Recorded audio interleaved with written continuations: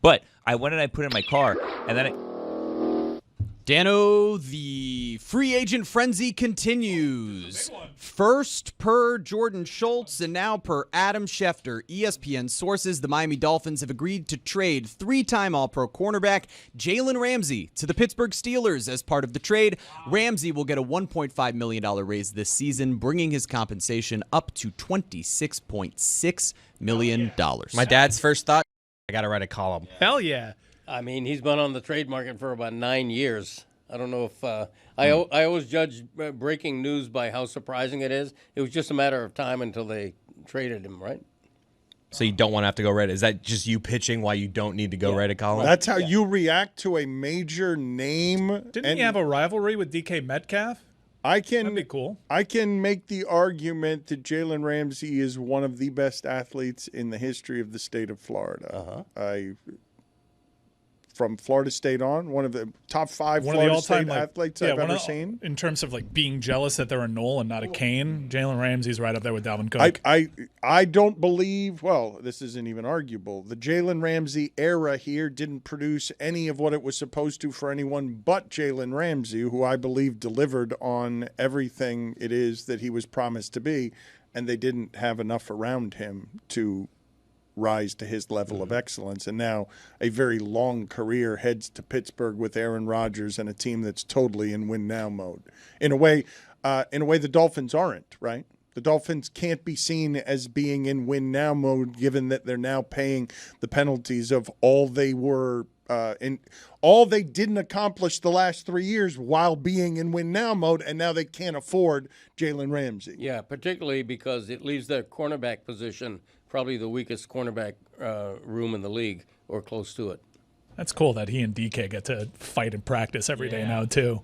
It was for a couple of years really fun to watch those two go at it. And a quick correction, Jalen Ramsey actually tweeted out a pre-produced video 1 minute before the reporters actually had that information. So how do you know? As he tweeted, break my own news. He tried to sort of change the paradigm some and couldn't be anything but a copycat given that he was following Deion Sanders at FSU.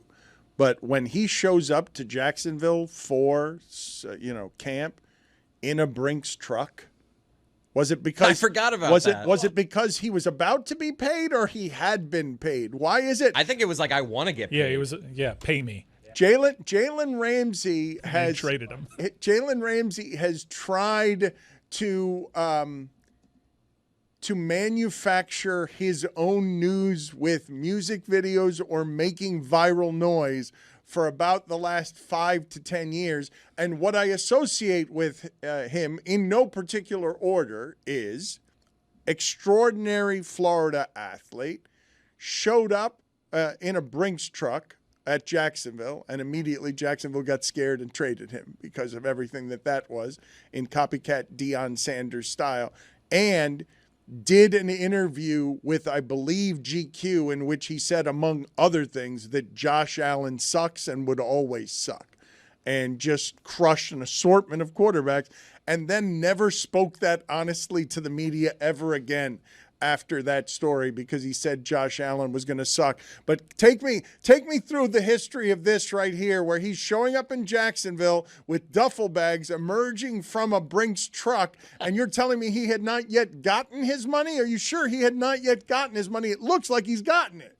It claims here in this article that it was a nod to the fact that they need to pay him. And it was at the start of training camp, so I assume he wasn't paid yet and showed up to training camp with a bag full of money, which seems like the opposite. Seems like Adidas helped him out with the activation, with the Feel the Boost tagline and him coming out with an Adidas bag. Yeah. That was July 24th, 2019. He was traded to the Los Angeles Rams by October 15th of 2019. Hall of Famer? Can you look? I'd say so. Yeah, Super Bowl champion. I think he's Hall of Famer. I don't think so. No? I don't. Even more impressive than Super Bowl champion, AFC championship game with Jacksonville. At his position, you start by looking at career interceptions, and his total is not. No, because they don't throw on him. I think that guy's for his generation, probably top 3 at the position? I don't Could be think right. I don't think that Greg Cody is using the right necessarily using the right metric for the modern age. The story I've told you guys this story before, and it's my favorite. It's my favorite Deion story. It was against Wanstead's Bears. He only had Steve Walsh as quarterback. Steve Walsh couldn't throw the ball very hard. Deion Sanders was on the opposing team. Dave Wanstead was the coach of the year. Muddy field, playoff game. They avoid Deion Sanders so much, muddy field playoff game, his side of the field so much, that they lose 44-3. And after playing an NFL playoff game in the mud, Deion Sanders is running off a field and his uniform's not that dirty after playing an entire football game because they wouldn't throw to his side of the field. And I asked him if he'd ever played in a more boring game. And the only reason Deion Sanders is a better athlete than Jalen Ramsey at FSU in my memory is because his answer was, yeah, it's called baseball. Jalen Ramsey is a Florida athlete. I don't know whether people care about this stuff, like Anquan Bolden when he talks about being the athlete of the year in the state of Florida and that there are 10 guys in his neighborhood who are better than he is. For Jalen Ramsey to be one of the best athletes in the history of the state of Florida and at FSU, combined with the fact that people wouldn't throw to his side of the field when he played because they were afraid of him, there has to be a better metric than the one that you're using there, interceptions on a cornerback. But let me give you another metric, and I'm not saying this is the be-all, end-all, but Pro Football Reference has a Hall of Fame monitor, and its Hall of Fame monitor says the average Hall of Fame DB rates 96.9, and right now Jalen Ramsey's career metric is 59.3, like 60% of where he needs to be a Hall of Famer. I could be wrong. I'm not a Hall of Fame voter, but I think he's got a lot of late career work to do to be thought of as Don't you as a Hall of believe that Famer. his name is the one associated with best corner at the position? And when you're throwing around the names, you're going to throw out half a dozen of them. And over the course of a decade, his name is going to be one of the first that you're mentioning as a name corner. 7-time Pro Bowler, 3-time AP first team. Yep. A All-Pro. name shut down corner. He has, there's an argument, and 7-time Pro Bowl gets your attention. 24 career interceptions in a long career does not. Turning 31. It's going to be. Yep. He's already fallen off some. There's been talk about moving him to safety, which, by the way, could give him extra longevity. Charles Woodson as a lockdown corner, we were having these discussions. Is he overrated? And then he moves to safety and becomes a depoy. So maybe that's a move for him. You get drubbed. Whoa, the Steelers have traded, is this true? All-pro safety Minka Fitzpatrick to the Dolphins in exchange for Jalen Ramsey? Is that Yeah, player for player. Great trade. It's all of a sudden the conversation. Great trade. He's back. Great Yes. trade. Says so. That's a great trade for the Dolphins. Are you kidding me? They traded Minka Fitzpatrick more earlier than anyone wanted him traded, and Minka Fitzpatrick, if you're talking about interceptions, and that's the stat you're going to use, that's a bit of a surprise, is it not? A 1-for-1 all-pro for all-pro trade in the NFL? When's the last time? I don't think this ever happened. And the Dolphins got the younger one, right? Like It's by great. a few years. Also seems like Ramsey is going to make that move to safety if that's the case. In another position of need. That is okay. That's a smart deal for the Dolphins. Ramsey's fading. You can put him in Canton already if you want to, but he's a fading 30, almost 31. Had 2 interceptions. I know you don't like interceptions. That's I'm not saying- lockdown corners don't get thrown on. No, Greg, Minka they don't have the Fitzpatrick. opportunity. Minka Fitzpatrick does produce interceptions. Like I don't. That position will, and I imagine if Jalen Ramsey gets moved to safety, you're going to see his interception numbers go way up, the same way that they did with Woodson and Woodson before him. Okay, you know what? Corners who aren't thrown to that much find a way to get interceptions. Tell Put me that on the poll. Okay, Hold on. what is Deion Sanders' career interception Let's look up total? Reedus. I guarantee it's more than twice that of Jalen Ramsey, and I don't even have the stats in front of me. Minka is 28. Go ahead and look up the stats if you're guaranteeing stuff. We do need to look up more of the advanced metrics. I would not use interceptions. I would trust that the people doing the scouting and people doing individual grading on play-to-play, route-to-route, taking into account schemes and who you're playing against is a much better, more accurate measurement. What about the Pro Football Reference rating? You like it's an it. incomplete grade. You though. like it, and it's a piecemeal thing that allows you to make it slightly more chewable. But I can't sit here and break this down intelligently beyond telling you that Minka Fitzpatrick is a couple years younger than Jalen Ramsey. Jalen Ramsey will indeed probably have to change positions from cornerback to safety. I imagine he will be a very good safety. Yeah, Rod Woodson, Charles Woodson showed this, and here's a good comp. Darrell Revis in 11 seasons played had 29 interceptions.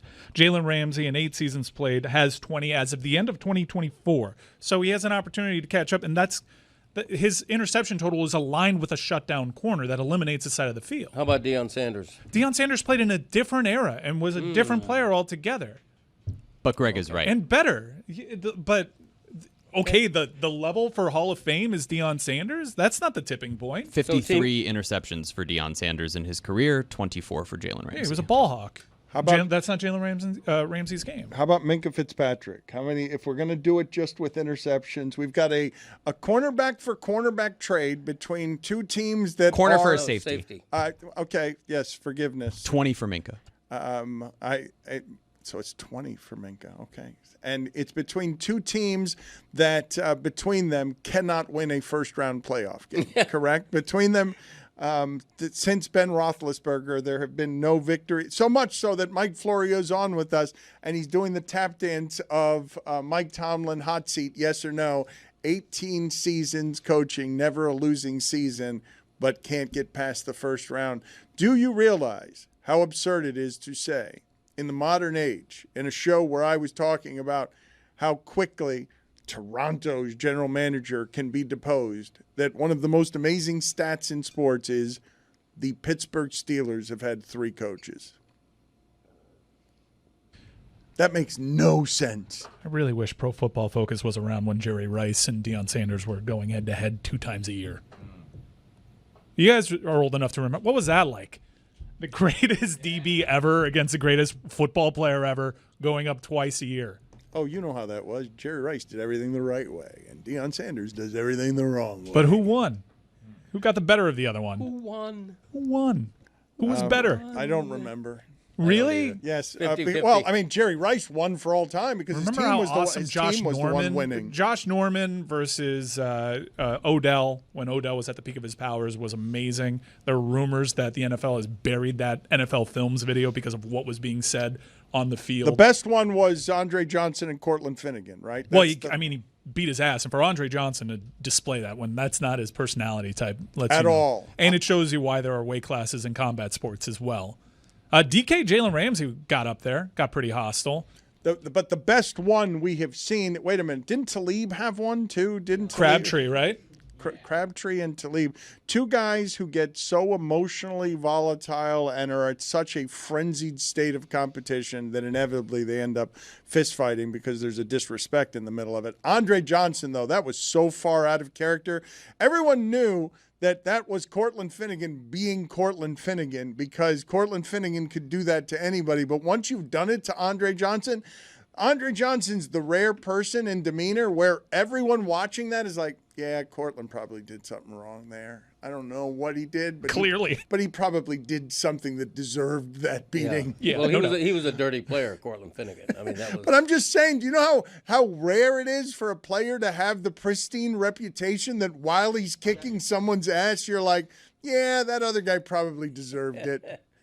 We're doing some digging right now. Jonnu Smith has been linked to the Steelers for the longest time. Schefter's tweeting about it. There may be a Jonnu Smith angle to Rappaport the says the Steelers are trading for Jonnu Smith, and he's one of Arthur Smith's favorite weapons as an offensive coordinator. Seems like 1 2 different year, deals. $12 million extension.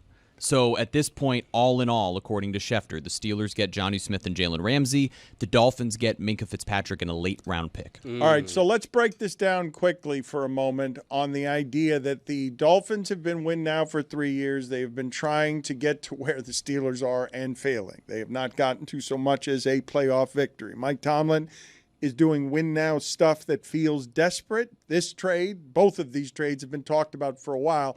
I didn't have the Steelers getting both of the Dolphin guys. The Tight end, obviously, is something that Aaron Rodgers has used very well over the years. This is going to be a short play, conservative offense like most of Tomlin's are. It's going to be a lot of DK Metcalf and Jonnu Smith are not guardable on button hooks, so let's throw a bunch of accurate 6-yard passes. Steelers going all in. It's been 21 years since the last trade in the NFL featured an All-Pro for an All-Pro. Wow. Champ Bailey for Clinton Portis. Wow.